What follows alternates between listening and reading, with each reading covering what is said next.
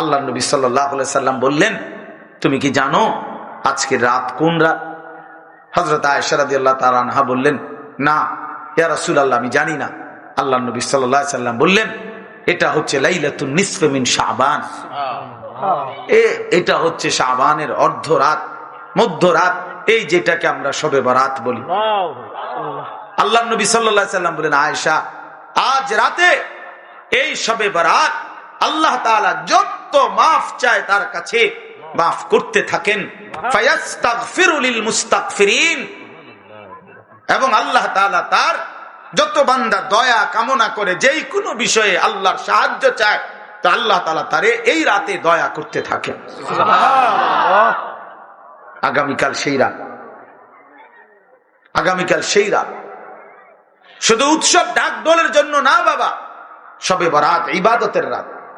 একাকী নির্জনে আপনি আপনার মতো করে কাঁদবেন, দোয়া করবেন, কান্নাকাটি করবেন, চোখের পানি ফেলবেন, আল্লাহর কালাম তিলাওয়াত করবেন। এটা নবী সাল্লাল্লাহু আলাইহি সাল্লামের সবক। হযরত মুআজ ইবনে জাবাল রাদিয়াল্লাহু তাআলা আনহু থেকে বর্ণিত, এটা সহিহ হাদিস। সহিহ ইবনে হিব্বানের মধ্যে এই হাদিস উল্লেখ করা হয়েছে, এবং এই হাদিসের সমর্থনে আরো 8 জন সাহাবীর সমর্থক হাদিস বর্ণিত আছে। সমস্ত ব্যাখ্যা বিশ্লেষণ করে এই হাদিসকে সহিহ হিসাবে গ্রহণ করা হয়েছে। আল্লাহর নবী সাল্লাল্লাহু আলাইহি সাল্লামের সাহাবী মুআজ ইবনে জাবাল রাদিয়াল্লাহু তাআলা আনহু বলেন, ইয়াত্তালিউল্লাহু তাআলা ফি লাইলাতিন নিসফি মিন শাবান ইলা খালকিহি। আল্লাহ তাআলা মধ্য শাবানের মধ্য রাতে, মানে এই শবে বরাত। শবে বরাত এটা ফার্সি শব্দ। কি শব্দ?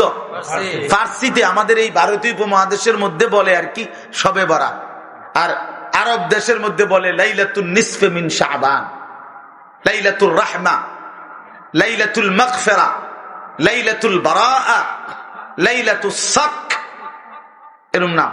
এর মধ্যে উল্লেখযোগ্য হলো এইটা লাইলাতুন নিসফে মিন শাবান, শাবানের মধ্যরাত, মানে আগামীকাল 14 তারিখ দিবাগত রাত, মানে যেটা 15 তারিখ রাত। আরবিতে চাঁদের হিসাবে সন্ধ্যা হয় আগে, দিন হয় পরে। সূর্য ডুবলেই দিন শুরু। আমাদের ইংরেজিতে যেরকম 12টার পরে কি শুরু, রাত 12টার থেকে কি AM নাকি না, আরবিতে হইলো এই সন্ধ্যার থেকে মাগরিবের ওয়াক্তে সূর্য ডুবলেই। তো সেই হিসাবে হযরত মুআজ ইবনে জাবাল